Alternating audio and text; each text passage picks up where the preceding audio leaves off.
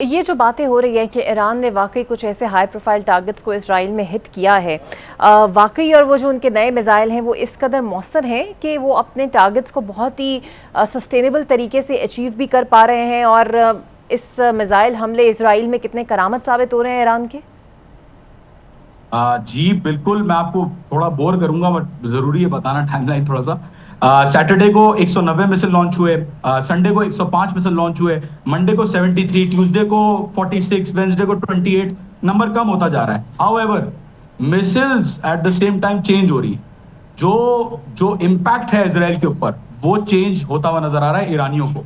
देखिए, Israel 22,000 kilometre के ऊपर एक ऑक्यूपाइड टेरिटरी अपने आप को बनाया हुआ है। Iran on the other hand 1.6 million जो है उनका स्क्वायर किलोमीटर्स का रुकबा है। तो ईरान कहता है कि भाई इनके टारगेट्स हैं ही कितने, चंद तो टारगेट्स हैं। तो एक एक रिएक्टर है, 2 पावर प्लांट हैं। तो ईरान जो है वो काफी इफेक्टिवली उनको टारगेट कर रहा है। और मैं आपको बता दूं कि ईरान ने हाइफा के अंदर, तेल अवीव के अंदर, गोलान के अंदर, आपको पता ही है, खैर मैं स्टेटिस्टिक्स क्या डिस्कस करूं। बहरहाल ईरान ने इकोनॉमिकली भी डैमेज पहुंचाया है इसराइल को। मिलिट्री हेडक्वार्टर्स पे भी मारा है, आईडीएफ के ऑफिस पे भी मारा है, इनके जो चैनल 13 न्यूज है उस पर भी उन्होंने अटैक किया है। तो I feel like Iran is achieving its own objectives and Israel is not big enough or as big of a population as Iran is to sustain the damage that Iran is doing to them. बिल्कुल ठीक। So yeah, that is what my view is. Iran की जो मईशत है, आपको लगता है किस हद तक इस कशीदगी से मुतासर हो रही है, या ईरान पे प्रेशर जो है उनकी इकॉनमी डाल सकती है। देखिए, ईरान की इकोनॉमी, यहाँ पे जो इकोनॉमी है वो डोमेस्टिक इकोनॉमी है। एवरीथिंग इज प्रोड्यूस, क्योंकि जाहिर सैंक्शंस है, आपको पता ही है। तो ईरान का कोई इंपोर्ट एक्सपोर्ट का ऐसा कोई सिस्टम नहीं है। हाउएवर ऑयल वो सप्लाई करते हैं दुनिया को, लेकिन जितनी भी प्रोडक्शन है वो डोमेस्टिक है। क्योंकि प्रोडक्शन डोमेस्टिक है तो इकोनॉमी स्टेबल है। क्योंकि अटैक्स जितने भी हो, अब आना जाने का पोर्ट पे तो चक्कर नहीं है इतना, तो economy is relatively stable. And dollar के ऊपर भी इतना इम्पैक्ट नहीं पड़ा है जितना इम्पैक्ट सोच रहे थे कि लोग पड़ेगा। सो या Iranian economy right now, if you talk about factual ground, Irani economy इतना ज्यादा इम्पैक्ट नहीं हुई है इसराइल के अटैक से, क्योंकि बड़ी इकोनॉमी है, बड़ा रीजन है, डिपेंडेंसी नहीं है किसी के ऊपर। On the other hand Israel की जो डिपेंडेंसी है वो तो आपको पता ही है। अच्छा, जो ईरान के अंदर रजीम चेंज अगर करनी है तो उसके लिए सबसे इंपॉर्टेंट चीज़ है पब्लिक सपोर्ट होना, या पब्लिक सेंटिमेंट्स को हिट करना। जिस तरह हमने देखा भी कि नेतन्याहू ने डायरेक्टली पब्लिक को जो है वो एड्रेस किया और कहा कि जनाब हम आपके लिए ये सब कुछ कर रहे हैं and we are doing it.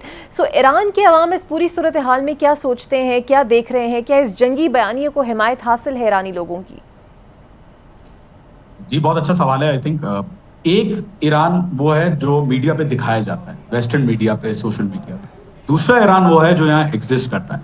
यहाँ के लोग के पास, ओवरवेलमिंग मेजोरिटी के पास, 90% of the people don't really have access, proper access I would say, to international media और सोशल मीडिया।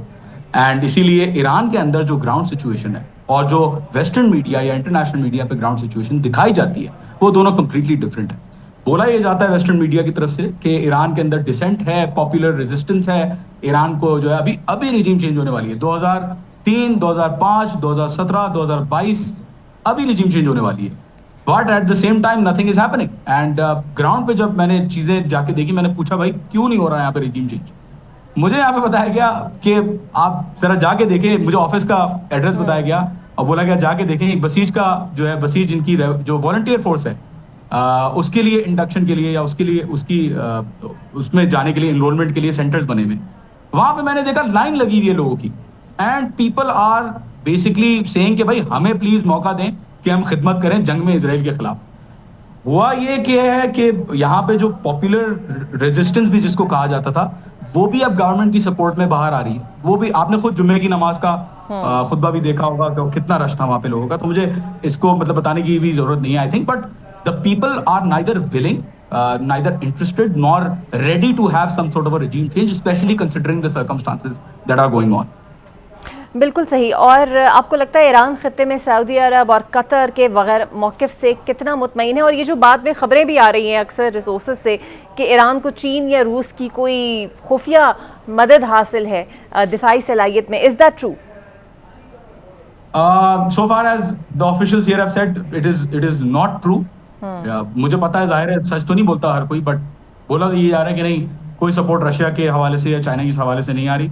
इनफैक्ट जो जो इनकी प्रॉक्सीज कही जाती हैं, जो इनके सपोर्टर्स हैं, हुतीज, हमास, हिजबुल्ला, अल कसाम ब्रिगेड, और ये जो अपने जो इराक में ग्रुप्स हैं, सीरिया में ग्रुप्स हैं, फातमी जनरबीन etcetera etcetera, these groups, even these groups are not, क्या कहते हैं, इनसे भी कोई मदद नहीं मांगी ईरान ने, ना इनका सपोर्ट के लिए आवाज उठाई। तो कह रहा है कि हमें सपोर्ट की जरूरत नहीं है। हाउएवर OIC का इजलास भी हो रहा है, आप भी देख रही है, ईरानी आवाम ये एक्सपेक्ट कर रही है, होपफुली दे आर सेइंग कि कोई चीज एक्शनेबल हो जाए। बातें अच्छी बात है, देखिए जज्बा आवाम जितनी भी है मुसलमान ममालिक की, वो साथ है, बट गवर्नमेंट लेवल पे और पॉलिसी लेवल पे पीपल वांट टू सी, और they at least are expecting, not the government, I don't know about the government की गवर्नमेंट क्या एक्सपेक्ट कर रही है इस फ्रंट पे, बट लोग ये एक्सपेक्ट कर रहे हैं कि कोई चीज एक्शनेबल हो from the middle east, from other countries. Pakistan का बड़ा खुशी हुई ईरानियों को कि फील्ड मार्शल साहब गए और वहाँ पे जो है वो बातचीत कर रहे हैं, और निगोशिएशंस भी हो सकता है इंशाल्लाह हो जाए, अल्लाह करे। तो पॉजिटिव है पाकिस्तान के लिए, दूसरे ममालिक के लिए भी पॉजिटिव है, but then again they are saying कि कोई अच्छा है, अगर बेहतर होगा अगर प्रैक्टिकली भी हो।